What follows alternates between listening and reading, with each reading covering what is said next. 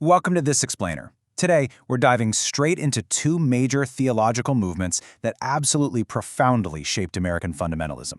We're going to unpack two distinct traditions that emerged as powerful, albeit incredibly different, reactions to the modern world. We've got some really dense, fascinating ground to cover today. So here's our roadmap. First, mirrors to modernity. Second, dispensationalism and the timeline. Third, the end times obsession. Fourth, the Wesleyan holiness tradition. And finally, legacies of faith. All right, let's kick things off with Section 1, Mirrors to Modernity.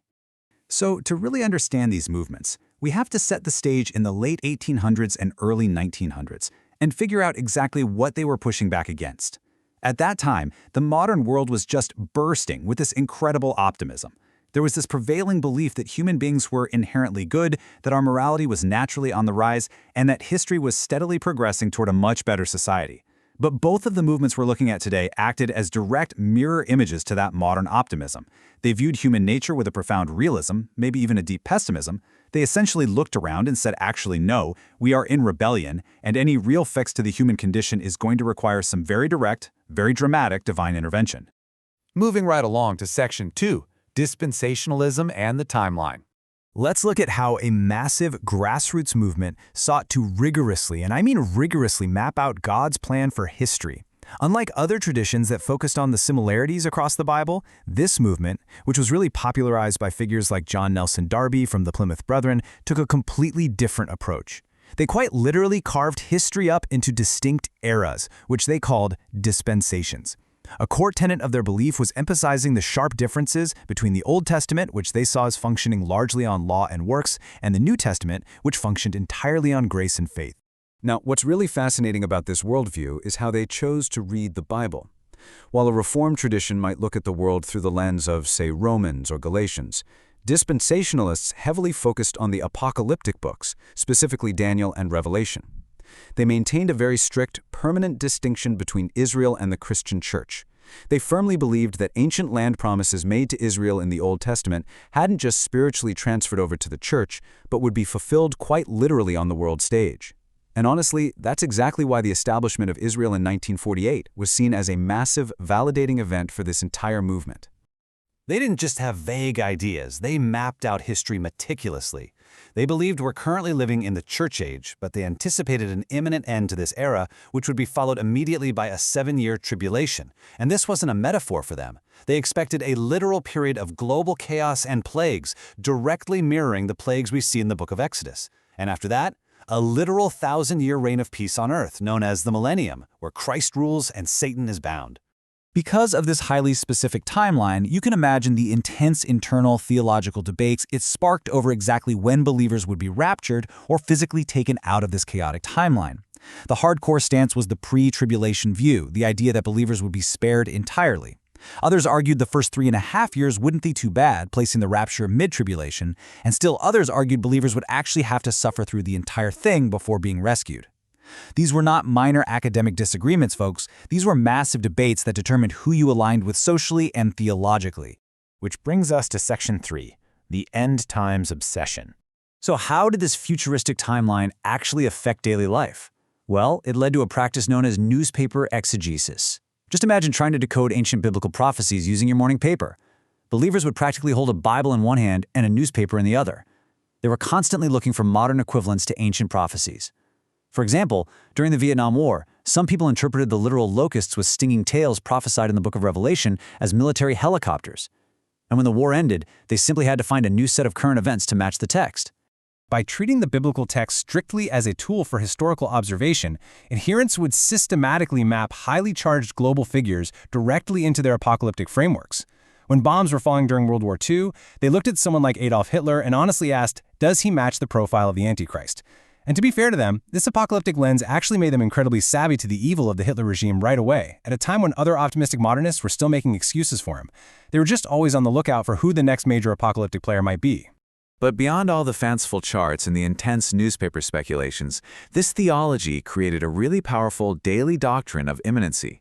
There's this one incredible anecdote from the source material about a father who looked out his window every single day saying Jesus could come back today. It created this incredibly urgent discipleship. They lived radically and loved their families deeply, all in light of Christ's potential sudden return. It completely transformed their daily ethical behavior. All right, shifting gears entirely. Section 4, the Wesleyan Holiness Tradition. Now, we are pivoting completely away from the future end times to focus right back on present inner purity. While dispensationalists obsessed over when Christ would return, Wesleyans obsessed over what your heart looked like right now. John Wesley argued that true believers could experience a second work of grace. The first work was justification, but the second was sanctification, what he famously called Christian perfection or perfect love. Now, I know the English word perfect usually means flawless, like a diamond without a single scratch. But Wesley meant it as having an ultimate goal. It meant aligning your heart entirely with God's, loving exactly what God loves and hating exactly what God hates, right here and now. This theology clashed sharply with the Reformed view of the time. The Reformed camp argued that inbred human sin is just something you're going to wrestle with until the day you die, and they viewed the Holy Spirit as primarily an empowerment for ministry. The Wesleyan tradition, on the other hand, believed that inbred sin could actually be completely eliminated in this life. For them, the primary work of the Holy Spirit wasn't just giving you cool skills for ministry, but entirely purifying your heart. So think about it. If you are commanded to love perfectly and to love your neighbor as yourself, it naturally begs a really central biblical question. Who exactly is my neighbor?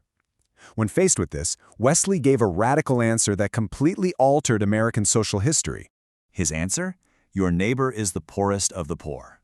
This is a huge paradigm shift. He translated this deeply internal spiritual quest for perfect inner love into outward, radical humanitarian action. To be holy wasn't just to sit quietly in a room and pray, it was to actively reach out to the marginalized. This message appealed massively to the working class, especially amidst the crushing poverty of the Industrial Revolution in America. People who felt totally cast aside by the modern, advancing world found true dignity here. This grassroots movement ended up spawning several uniquely American denominations dedicated to this doctrine of perfect love, including the Wesleyan Methodist Church, the Free Methodist Church, the Church of the Nazarene, and the Pilgrim Holiness Church. And they didn't just talk the talk. Let's see how this built into real-world impact. These groups aggressively acted on that perfect love. They were founded as explicit abolitionist denominations to fight slavery. The Free Methodist Church was partly named that because they flat-out refused the elitist practice of paying for pews, ensuring the poor could sit absolutely anywhere they wanted. On top of that, they championed and normalized women's leadership in ministry. In fact, research today still shows that the highest percentage of women leaders in higher education are found in Wesleyan institutions. Their theology demanded radical social equality. Let's wrap it all up with Section 5, Legacies of Faith. So, bringing this all together, despite their wildly different theological quirks, they share a profound similarity. One obsessed over mapping out a chaotic future timeline, which resulted in an urgent daily discipleship. The other obsessed over present inner purity, which resulted in a radical present-day humanitarianism. Yet both traditions required their followers to radically and uncompromisingly live out their beliefs. They both acted as a total counterculture to the easy, optimistic morality of the modern world, demanding that faith actually change the way you live every single day. Which leaves us with this final thought.